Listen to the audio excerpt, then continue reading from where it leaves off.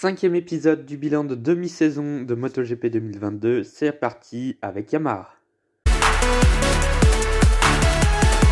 Et on commence tout de suite avec l'équipe officielle Yamaha avec Fabio Quartararo et Franco Morbidelli. S'il fallait décrire Yamaha en ce début de saison, en deux mots, c'est merci Fabio. Déjà, la Yamaha, elle a énormément de problèmes et surtout le moteur. Ça, on le sait depuis pas mal d'années maintenant. Mais ça restait encore potable. Là, cette année, la Yamaha est juste cauchemardesque et même Fabio Quartararo s'est fait avoir quelques fois cette année. Et surtout au Qatar, lors de la première épreuve où personne ne savait vraiment les hiérarchies parmi toutes les motos et on s'est fait franchement peur du côté de chez Yamaha et même du côté des fans quand on a vu Fabio Quartararo finir 9ème avec sa Yamaha. On a franchement eu peur. Sur ce Grand Prix-là, Fabio n'a jamais réussi à dompter ses Yamaha et ça faisait très peur. Idem en Argentine et en Amérique où il finit que 8 et 7ème. Tout le reste, Fabio Quartararo a fait pour moi un miracle. Il a réussi à remporter 3 courses, il a fini sur 6 podiums. C'est franchement excellent. En plus de cela, il est leader du championnat avec 21 points d'avance sur Aleix Espargaro. Franchement, vu la moto qu'il a, c'est vraiment bien. Seul point noir dans sa saison, c'est le dernier Grand Prix aux Pays-Bas où il a abandonné avec une double chute en essayant de dépasser Aleix Espargaro tout d'abord. Il s'est mis dans le gravier, il est reparti et il a rechuté derrière en étant 23e et dernier. C'était une course à oublier. En plus de cela, il aura un long lap lors du Grand Prix de Silverstone, une pénalité qui est franchement pas méritée. Si on ne peut plus faire de dépassement, autant ne pas faire de course. Enfin bref, c'est la direction de course. Et du côté de Franco Morbidelli, 19e du championnat, c'est loin. L'Italien n'a marqué que 25 points cette saison contre 171 pour Fabio Quartararo. Il y a de l'écart. Surtout que Morbidelli n'a fait qu'une 7ème place comme meilleur résultat en Indonésie. Alors certes, la moto ne l'aide pas, mais depuis qu'il est rentré dans l'équipe officielle Yamaha à la mi-saison 2021, après sa blessure, ce n'est plus du tout le même Franco Morbidelli qu'on avait avant sur les Yamaha Petronas où il faisait un podium en 2021 avec une machine catastrophique et même vice-champion du monde MotoGP 2020. C'est pas n'importe qui non plus. On ne le reconnaît plus depuis sa blessure, mais aussi depuis son arrivée. Donc, je pense qu'un mélange des deux fait que Franco Morbidelli, il est complètement largué. On en vient cette fois-ci à l'équipe satellite qui quitte Yamaha à la fin de la saison, l'équipe RNF. Eh bien là aussi, que dire?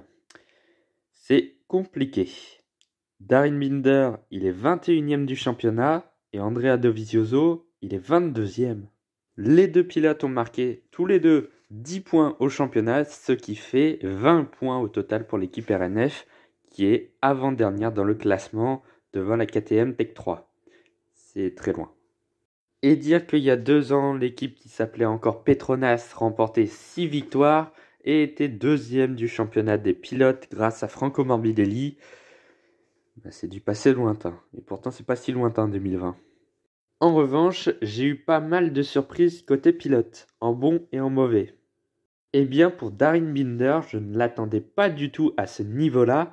Je le voyais plutôt en fond de peloton, largué complètement, même s'il y a quelques courses où il était complètement largué, le Sud-Africain. Mais franchement, il est dans le rythme, et il n'est pas si mal que ça. Il est 3e rookie sur 5, ce qui n'est pas trop mal.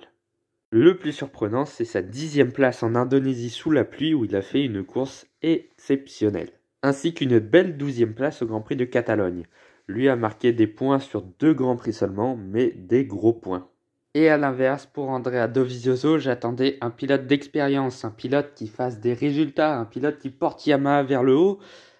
C'est pas du tout bon et il est derrière Darin Binder au championnat. Sa meilleure place, ce n'est qu'une 11e place au Portugal. C'est loin. Sachant qu'Andrea Dovizioso, c'est pas non plus un pilote lambda. Il est quand même multiple vice-champion du monde de MotoGP. Il a remporté plusieurs victoires. Il a fait de nombreux podiums.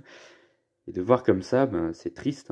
Même quand on voit qu'il a fait qu'une demi-saison à peine l'an dernier, en fin de saison pour remplacer Franco Morbidelli dans le team Petronas. Franchement, c'est compliqué depuis qu'il est arrivé chez Yamaha. De plus, l'Italien ne s'est pas du tout fait au team. On a l'impression qu'il a plutôt envie de partir plus que de réussir à faire des exploits sur la machine. En est-il vraiment capable de faire des exploits encore cette année? Pour moi, ça sent la retraite à plein nez à la fin de l'année. Oui, la rime, elle était belle. Bon, bref, tout ça pour dire que chez Yamaha RNF, même chez Yamaha Monster Energy, il n'y a rien qui va. Pour l'an prochain, Fabio Quartararo et Franco Morbidelli seront toujours équipiers l'an prochain, en espérant que la Yamaha aura un moteur. Et puis c'est tout, puisque RNF s'en va à la fin de l'année. Il n'y aura qu'une seule équipe l'an prochain chez Yamaha. J'ai fait un petit calcul pour voir un petit peu ce que ça donnait sans Fabio Quartararo pour Yamaha. Yamaha en 2022 sans Fabio Quartararo, c'est 29 points. 29. C'est pas beaucoup. Ce serait 6e au championnat et de loin. Et ils sont 2e actuellement. Franchement, merci Fabio.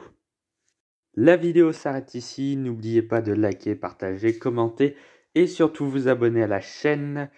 Et puis nous, on se retrouve demain pour l'ultime épisode sur Ducati. Et franchement, j'hésite à faire 2 épisodes sur Ducati parce que faire 4 équipes en une vidéo, ça va être long. Très long. Ils peuvent pas retirer une équipe chez Ducati juste pour mes vidéos, ce serait sympa.